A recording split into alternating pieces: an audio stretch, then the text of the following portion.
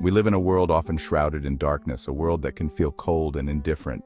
It's easy to get caught up in our own lives, to become blind to the suffering around us. But Luke in his gospel reminds us of a different way, a path illuminated by the radiant light of compassion. Luke's gospel is sometimes called the gospel of compassion, for he repeatedly underscores the kindness of Jesus towards the sick, the poor, the people who feel left out. Only Luke records Jesus saying, "When you give a dinner, invite the poor, the crippled, the lame, the blind." His is the only gospel to include the parables of the Good Samaritan and the Prodigal Son. All of this carries over into the Passion. Jesus, even while being arrested, heals the ear of a member of the arresting party. On the cross, he promises paradise to an outcast, a criminal crucified with him.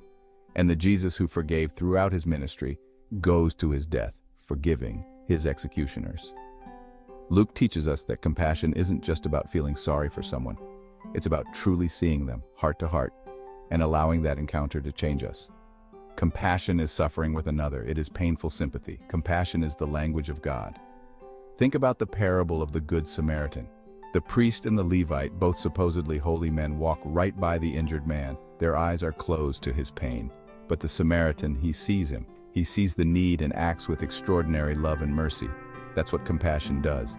It opens our eyes to the suffering of others, breaks down the walls of indifference, and compels us to act. It's about recognizing the dignity and worth of every single person we encounter, especially those who are hurting, lost, or forgotten. It's a challenge and an invitation all at the same time.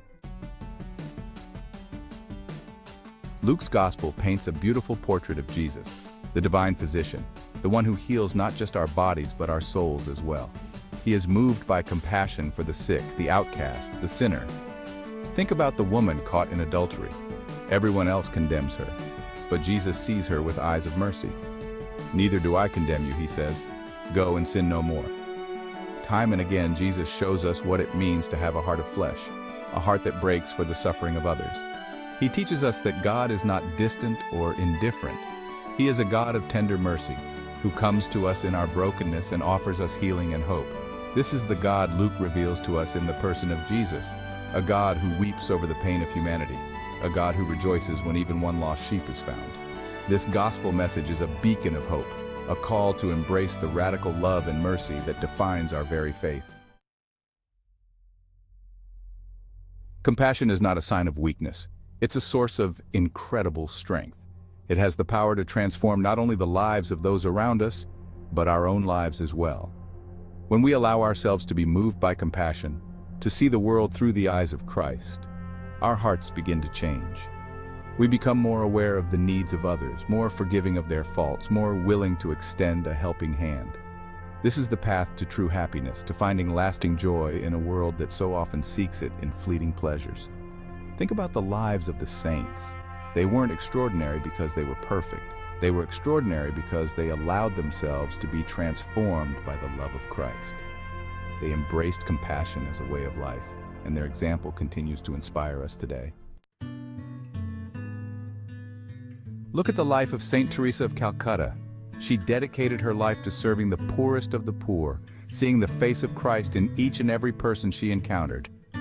"Not all of us can do great things," she once said, "but we can do small things with great love." Or consider Saint Maximilian Kolbe, who willingly gave his life for a stranger in a Nazi concentration camp. His act of self-sacrifice stands as a testament to the power of compassion to conquer even the darkest evil. These saints, and countless others, remind us that compassion is not a passive emotion. It's an active choice, a decision to love as Christ loved, to serve as Christ served. It's about rolling up our sleeves and getting our hands dirty, about being the hands and feet of Christ in the world. Living a life of compassion means embracing the brokenness of our world.